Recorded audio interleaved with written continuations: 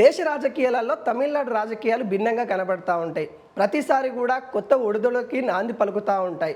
ఇప్పటికే అక్కడ విజయ్ గారు పార్టీ స్థాపించిన కొద్ది రోజులకే అధికారం చేపట్టి కొత్త నాయకత్వానికి తాను ఏదైతే నాంది పలికి అక్కడ కొత్త విధానాన్ని కూడా తీసుకొస్తున్న విధానం కూడా చూస్తూ ఉన్నాం. చాలా ప్రజలకి ఉపయోగపడే సంక్షేమ కార్యక్రమాలతో పాటు దేశంలో ఏ నాయకుడు చేయని పనులు తను చేసుకుంటూ వెళ్తూ ఉన్న నేపథ్యం కూడా చూస్తూ ఉన్నాం.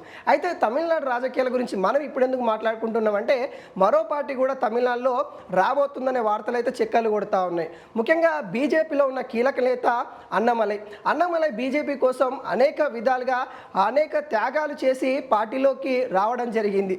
తను ప్రజల సంక్షేమం కోసం ప్రజల కోసం అక్కడున్న ఏదైతే మతతత్వం సంబంధించిన అంశాలు కావచ్చు, అక్కడున్న కొన్ని కోణాలు కావచ్చు, వాటన్నిటికి కూడా వ్యతిరేకంగా ప్రజల్లో మార్పు రావాలని తనకున్న ఉన్నతమైన పదవిని వదులుకొని బీజేపీలోకి రావడం జరిగింది.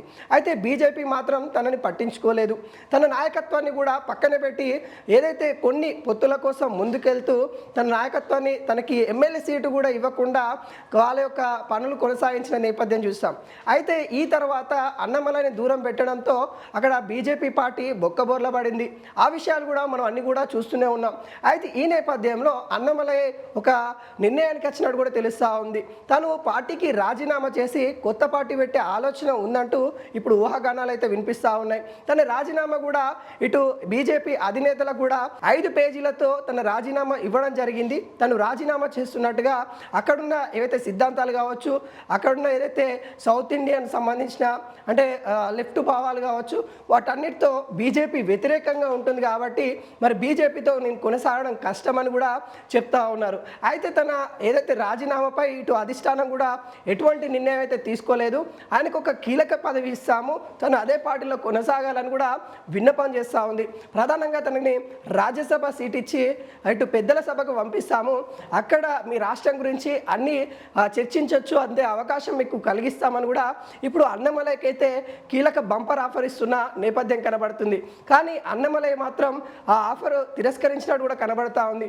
ఎందుకంటే అమిత్ షా లాంటి కీలక నేతలతో భేటీ అయిన తర్వాత బయటికి వచ్చి మీడియాతో మాట్లాడకుండా సైలెంట్గా వెళ్ళిపోయిన నేపథ్యం చూస్తూ ఉన్నాం. ఇవన్నీ పరిస్థితులు మనం గమనించినట్లయితే మరి అన్నమలై బీజేపీకి రాజీనామా చేయడం ఖాయం, కొత్త పార్టీ పెట్టడం ఖాయం అన్నట్టుగా వినిపిస్తూ ఉంది. విజయ్ గారి విజయం తర్వాత అక్కడ కొత్త పార్టీలు పెట్టాలనే ఉత్సాహం మరికొంతమందిలో పెరిగిపోయిందని కూడా చెప్పచ్చు. ఎందుకంటే అక్కడ ప్రజలు కూడా చాలా కొత్త తరానికి వాళ్ళు ఆశీర్వదిస్తూ ఉన్నారు, వాళ్ళు మద్దతు ఇస్తూ ఉన్నారు. కాబట్టి మేము ఖచ్చితంగా కొత్త పార్టీ పెడతామని కూడా అన్నమలై కొన్ని సందర్భాల్లో చెప్తా ఉన్న పరిస్థితి కూడా కనబడుతూ ఉంది. అయితే అక్కడ ఇంకో కొత్త పార్టీ కూడా వచ్చే అవకాశాలు అయితే కనబడుతూ ఉన్నాయి. మరి చూడాలి. అంటే ఇప్పటికే డిఎంకేతో పాటు టీవీకే పార్టీ కూడా బలంగా ఉంది. మరి ఈ 3 పార్టీలని కాదని మరి అన్నమలై పార్టీకి ప్రజలు ఏ విధంగా మద్దతు ఇస్తారని కూడా చూడాల్సిన పరిస్థితి నెలకొంది.